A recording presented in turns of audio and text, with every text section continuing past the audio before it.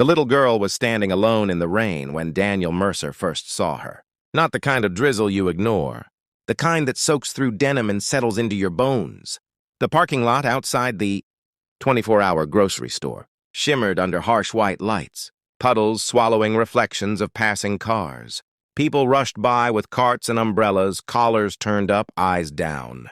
No one stopped, except him. Daniel had just finished a double shift at the auto repair shop. His hands were still stained with motor oil, his shoulders aching, his mind already on whether he had enough left in his checking account to cover Tyler's field trip fee. He almost didn't notice her at first, just a small shape near the cart return, pink sneakers planted in a puddle. Then she lifted her face, tears mixed with rain streaking down pale cheeks. She couldn't have been older than 6. Daniel's chest tightened. He knew that look. Tyler had worn it the night his mother packed a suitcase and never came back. He crossed the lot slowly, not wanting to scare her. "Hey there," he said gently, crouching so he was eye level. "You okay?" The girl shook her head. Her lower lip trembled. "I can't find my mommy." The word sliced straight through him. "What's your name, sweetheart?" "Lily." "Okay, Lily," he said softly. "We're gonna figure this out. I promise." Promises were sacred to Daniel. He didn't make them lightly, not after breaking too many in his own life. He took off his worn flannel jacket and draped it around her tiny shoulders.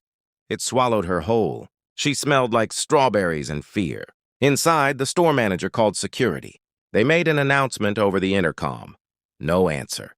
Daniel stayed beside her, offering quiet reassurance while Tyler, who had been waiting in the truck with a comic book, ran inside after noticing his dad hadn't come back. "Dad?" Tyler's voice cut through the hum of fluorescent lights. The 12-year-old froze when he saw the crying girl. "What happened?"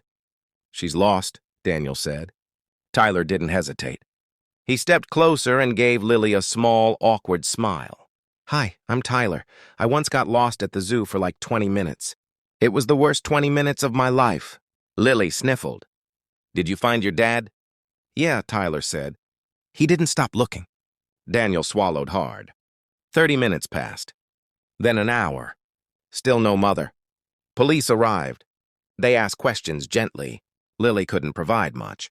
Just her first name and that her mom had sparkly earrings and drove a big black car. Daniel felt something gnawing at him. A child that young doesn't wander off unnoticed for this long. When an officer suggested taking Lily to the station while they continued searching, her small fingers latched onto Daniel's flannel like it was a life raft. "Please don't leave me," she whispered.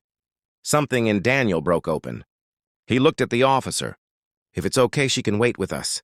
My place is 5 minutes away. You've got my ID, my address." "I'm not going anywhere."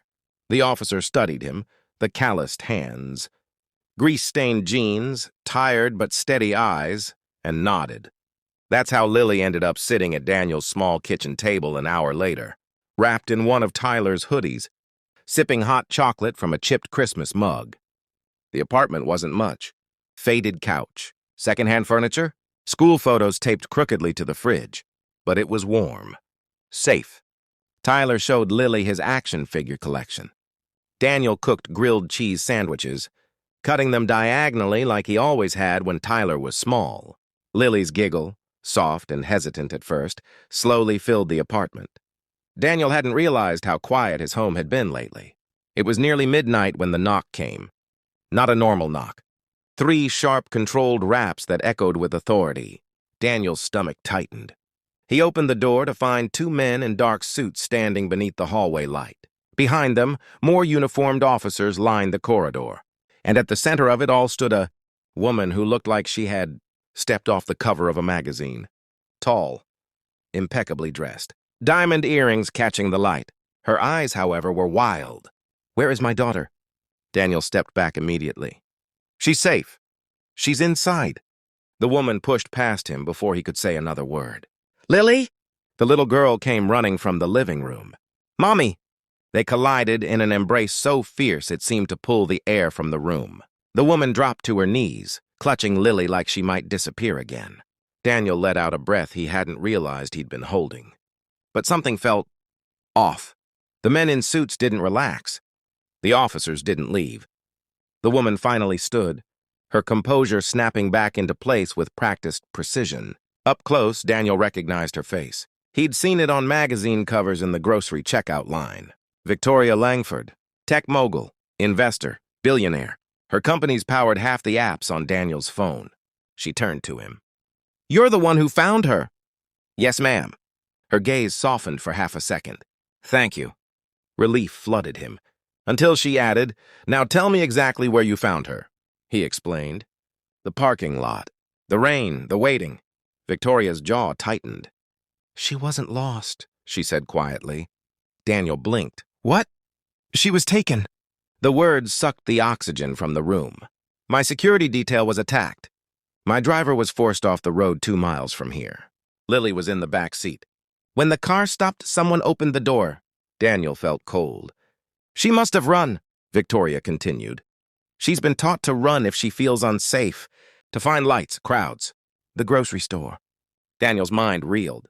"This wasn't random," she said. "And if the people who took her realize she escaped, they may come looking." A heavy silence settled over the small apartment. Tyler stepped closer to his dad. Daniel's protective instincts roared to life. "You think they'd come here?" he asked. "It's possible," one of the suited men said grimly. Victoria looked around at the modest apartment, the peeling paint, the thrift store curtains, the father standing squarely between her and any perceived threat. "You put yourself at risk bringing her here." Daniel shrugged. "She was scared." "That's not what I meant." "I know." Their eyes locked. For the first time, the billionaire looked uncertain. Sirens wailed faintly in the distance. Then, a crash downstairs. Everyone froze. One of the officers spoke urgently into his radio. Footsteps thundered in the stairwell.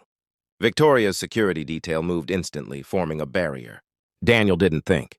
He scooped Lily into his arms and pushed Tyler behind him toward the kitchen. "Stay low," he whispered. The apartment door burst inward. 2 masked men lunged inside. Chaos exploded. One of them grabbed for Lily. Daniel pivoted, shielding her with his body. A blow caught his shoulder, pain searing through him. He didn't fall. Not this time. Not when a child needed him. "Get out!" he roared. Security tackled one attacker. The other swung wildly, connecting with Daniel's jaw. He tasted blood. But he didn't loosen his grip. Lily clung to his neck, sobbing. Police flooded the hallway seconds later. The attackers were subdued, cuffed, dragged out. Silence returned in ragged breaths. Daniel sank against the wall, still holding Lily. Victoria rushed forward. "You're hurt." "I'm fine," he rasped. He wasn't. His shoulder throbbed. His lip split. But Lily was safe. That's what mattered. Victoria knelt before him. "I misjudged you," she said quietly. "I assumed motives." Daniel gave a tired half-smile. "Most people do." She studied him differently now, not as a stranger in a rundown apartment, but as a man who had stood between her daughter and danger without hesitation. "Why?" she asked softly. "You didn't know who she was." Daniel glanced at Tyler. "Because someone once did the same for my boy when I couldn't," he said. "Kindness doesn't come with a price tag." Victoria's eyes shimmered. In that cramped apartment, billionaire and mechanic became just 2 parents who would burn down the world for their children. Hours later, as dawn stretched pale light across the city, paramedics finished bandaging Daniel's shoulder. Victoria stood by the door. "I owe you more than I can repay," she said. "You don't owe me anything." She hesitated. "Let me help." Daniel shook his head gently. "If you want to help someone, help the next person who doesn't have anyone." She nodded slowly. Before leaving, Lily ran back to him. "Are you my hero?" she asked. Daniel smiled through the ache. "No, sweetheart. I'm just a dad." She hugged him tight anyway. Weeks passed. Life returned to normal, or as normal as it gets when you're raising a middle schooler alone. Then one afternoon, Daniel's boss called him into the office. "There's someone here to see you." Victoria Langford stood beside a man in a suit. But this time there were no guards, no flashing lights. "I made a promise," she said. Behind her, Tyler stepped into view, eyes wide. Victoria had funded a scholarship in Tyler's name, full tuition through college. No press, no publicity, just gratitude. Daniel felt his throat close. You didn't have to. I know, she said. And that was the point. As she left, Daniel watched her black car disappear down the street. He looked at Tyler, at the future suddenly wider than he'd ever imagined. All because he stopped in the rain. All because he chose to see a child standing alone when everyone else looked away. Kindness isn't loud. It doesn't announce itself. It doesn't check bank accounts or social status. Sometimes it looks like a tired mechanic offering his flannel jacket to a frightened little girl in a parking lot. And sometimes, hours later, it stands unshaken in the face of danger. In a world obsessed with power and wealth, the most terrifying truth that night wasn't that billionaires have enemies. It was this. The strongest force in the room wasn't money. It was an ordinary father's love.